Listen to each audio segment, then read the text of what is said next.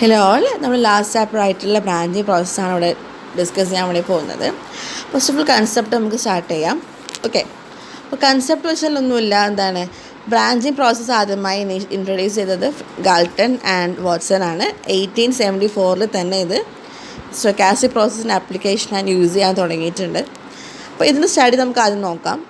ഇതൊക്കെ മായ്ക്കുക, നിങ്ങളെ മനസ്സിൽ പണ്ട് പഠിച്ച ബയോളജിയിലേക്ക് പോവാം. എങ്ങനെ എവല്യൂഷൻ ഓഫ് പോപ്പുലേഷൻ അല്ലേ, അതായത് ഓരോ ആദ്യം ഒരാൾ ഉണ്ടായി, പിന്നെ അതിൽ നിന്ന് കുറച്ച് ആൾക്കാർ പ്രൊഡ്യൂസ് ചെയ്തു, പിന്നെ ആ ജനറേഷനിൽ കുറച്ച് ആൾക്കാർ അടുത്ത ജനറേഷനിലേക്ക് വന്നു, അങ്ങനെ ഓരോ പോപ്പുലേഷൻ ഉണ്ടായി അല്ലേ. അത്തരം കാര്യങ്ങളെക്കുറിച്ച് പഠിക്കുന്ന ഒരു ചാപ്റ്ററാണ് ബ്രാഞ്ചിങ് പ്രോസസ്സ്. ആ പേര് തന്നെയാണ് ശാഖകളായി പോകുന്ന പ്രോസസ്സ്. ഓക്കെ, അപ്പോൾ ആദ്യം തന്നെ ഇത് ജനങ്ങളെക്കുറിച്ചുള്ള സ്റ്റഡിയാണ്, പോപ്പുലേഷനെ കുറിച്ച് സ്റ്റഡിയാണ്. വിച്ച് മീൻസ് ബാക്ടീരിയൽ ഗ്രോത്ത് ആവാം പോപ്പുലേഷൻ, ന്യൂട്രോൺ ചെയിൻ, ഈ മൾട്ടിപ്ലിക്കേറ്റ് ചെയ്ത് പോകുന്ന ന്യൂട്രോൺ ചെയിൻ ആവാം, അതേപോലെ തന്നെ ചെയിൻ റിയാക്ഷൻ ആവാം. ഇതൊക്കെ ഇതിനൊരു ബ്രാഞ്ചിങ് പ്രോസസ്സ് അപ്ലൈ ചെയ്യുന്ന ഒരു സെർട്ടൻ ഏരിയ ആണ്. അപ്പോൾ നമുക്ക് നോക്കാം എന്താണ് ബ്രാഞ്ചിങ് പ്രോസസ്സ് എന്ന് വെച്ചാൽ. ഓക്കെ, അപ്പോൾ ബ്രാഞ്ചിങ് പ്രോസസ്സ് ആദ്യം സ്റ്റാർട്ട് ചെയ്യുന്നത് ഡിസ്ക്രീറ്റ് ടൈം ബ്രാഞ്ചിങ് പ്രോസസ്സിലാണ്. അതായത് ഡിസ്ക്രീറ്റ് ടൈമിലാണ് ആദ്യം തുടങ്ങുന്നത്. അപ്പോൾ നമ്മൾ പോപ്പുലേഷൻ സ്റ്റാർട്ട് ചെയ്യുമ്പോൾ ഒരാളെ ഉണ്ടാവുള്ളൂ, ഇനീഷ്യൽ സെറ്റ് ഓഫ് ഒബ്ജക്ട്സ്, അല്ലെങ്കിൽ ആദ്യമുള്ള ആൻസെസ്റ്റേഴ്സ് പറഞ്ഞ പേരാണ് ഇനീഷ്യൽ പോപ്പുലേഷൻ എന്ന് പറയും. മനസ്സിലാകാൻ വേണ്ടി ഇവിടെ കണ്ട x≠1, വിച്ച് മീൻസ് ആ ജനറേഷനിൽ ഉണ്ടാവുന്ന ആദ്യത്തെ ഇനീഷ്യലായിട്ടുള്ള ആൾക്കാരാണ് x0. അപ്പോൾ എപ്പോഴും ഒരു ബ്രാഞ്ചിങ് പ്രോസസ്സിൻ്റെ ഇനീഷ്യൽ പോപ്പുലേഷൻ എപ്പോഴും 1 ആയിരിക്കും ഉണ്ടാവുക.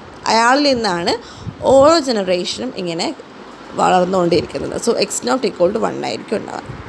ഇനി രണ്ടാമത്തെ കാര്യം, അപ്പോൾ ആൻസെസ്റ്റേഴ്സിൽ നിന്നും ഓഫ് സ്പ്രിങ്സ് പ്രൊഡ്യൂസ് ചെയ്യുന്നതിന് പറഞ്ഞ പേരാണ് ഇവിടെ കണ്ട ഡയറക്റ്റ് ഡിസെൻഡൻസ്. ഇപ്പോൾ 0th ജനറേഷനിൽ അല്ലെങ്കിൽ x0 നിന്നും ഓഫ് സ്പ്രിങ്സ് അല്ലെങ്കിൽ ഇൻഡിവിജ്വൽസിനെ പ്രൊഡ്യൂസ് ചെയ്തിട്ടുള്ള കാര്യങ്ങളെക്കുറിച്ച് പറഞ്ഞ പേരാണ് ഡയറക്റ്റ് ഡിസെൻഡൻസ് എന്ന് പറയും.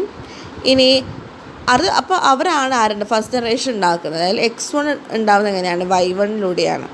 Okay, y1 which means x0 എന്ന് പറയുന്നതും y1 എന്ന് പറയുന്നതും സെയിം ആണ്. ഓക്കെ, ഇനി എന്താണ് object generated by numbers of first generation from second generation. അങ്ങനെ നമ്മൾ ഈ ഒരു പാറ്റേൺ ഇങ്ങനെ കംപ്ലീറ്റ് ചെയ്ത് പോകും. അപ്പോൾ നമുക്ക് നോക്കാം, ഇവിടെ ഓരോ ഇൻഡിവിജ്വലും പ്രൊഡ്യൂസ് ചെയ്യുന്ന കറസ്പോണ്ടിങ് ഓഫ് സ്പ്രിങ്സ് ഒക്കെ ഇൻഡിപെൻഡൻ്റ് ആയിരിക്കും. അതായത് ഒരു പോപ്പുലേഷൻ ഇത്ര ഓഫ് സ്പ്രിങ്സിനെ പ്രൊഡ്യൂസ് ചെയ്തിട്ടുണ്ടെങ്കിൽ അടുത്ത പോപ്പുലേഷൻ പ്രൊഡ്യൂസ് ചെയ്യുന്ന ഓഫ് സ്പ്രിങ്സ് വ്യത്യാസമായിരിക്കും. അത് കംപ്ലീറ്റ്ലി ഇൻഡിപെൻഡൻ്റ് ആണ്. അതുകൊണ്ട് ഇവിടുത്തെ ഓരോ ഇൻഡിവിജ്വൽസും ഇൻഡിപെൻഡൻ്റ് ആണെന്നുള്ള കൺസെപ്റ്റ് ഇതിൽ ഞാൻ പറയുന്നു.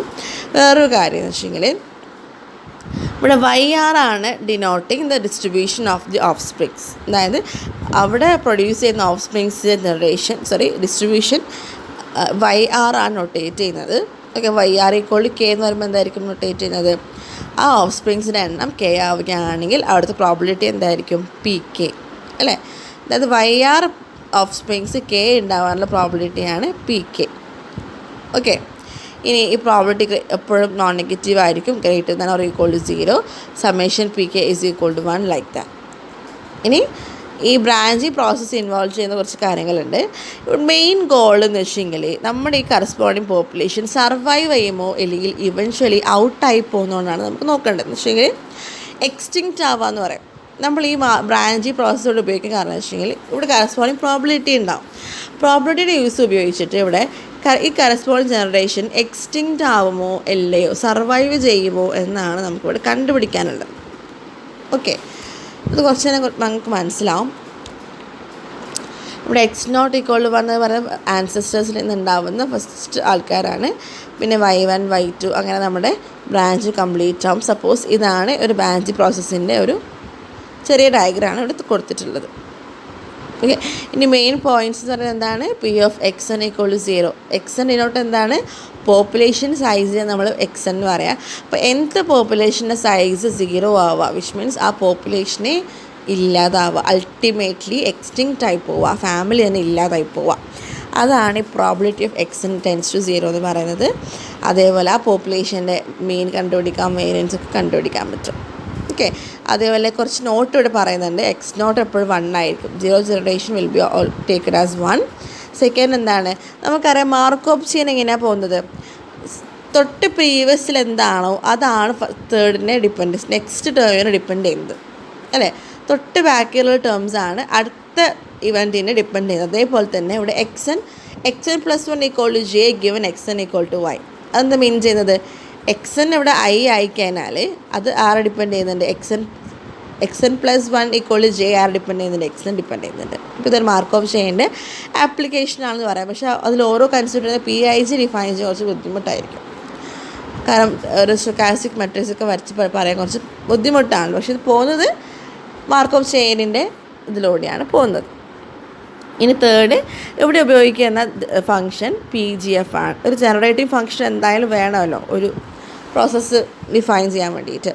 ഇവിടെ കറസ്പോണ്ടിങ് പ്രോബിലിറ്റി ആണ് ഇവിടെ ഡിഫൈൻ ചെയ്യുന്നത്. അതുകൊണ്ട് പ്രോബിലിറ്റി ആയിട്ട് കുറച്ചും കൂടി ഇണങ്ങി നിൽക്കുന്ന ഫംഗ്ഷന് PGF ആണ്. അതുകൊണ്ടാണ് ഇവിടെ PGF ഉപയോഗിച്ചത്. ഇനി നമുക്ക് ബാക്കി നെക്സ്റ്റ് പറയാൻ പോകുന്ന കാര്യങ്ങൾ നമ്മൾ ഫസ്റ്റ് ചാപ്റ്ററിലുണ്ട്. എന്താണ് PGFിലെ പ്രോപ്പർട്ടീസ് എന്തൊക്കെയാണ്, ആ പ്രോപ്പർട്ടീസിലെ expectation of x, variance of x, ഈ 2 സാധനങ്ങളും നമ്മൾ പഠിച്ചിട്ടുണ്ട്, ഫസ്റ്റ് ചാപ്റ്ററിലുണ്ട്. അതുകൊണ്ട് ഡീറ്റെയിൽ ആയിട്ട് പറയുന്നില്ല. ഫസ്റ്റ് ചാപ്റ്ററിലെ പ്രോപ്പർട്ടീസ് ഓഫ് PGF നോക്കിയാൽ മതി. അത് തന്നെയാണ് ഇവിടെ വരുന്നത്, യാതൊരു വ്യത്യാസമില്ല. റിസൾട്ട് അടക്കം ഇതിലുണ്ട്. ഓക്കെ.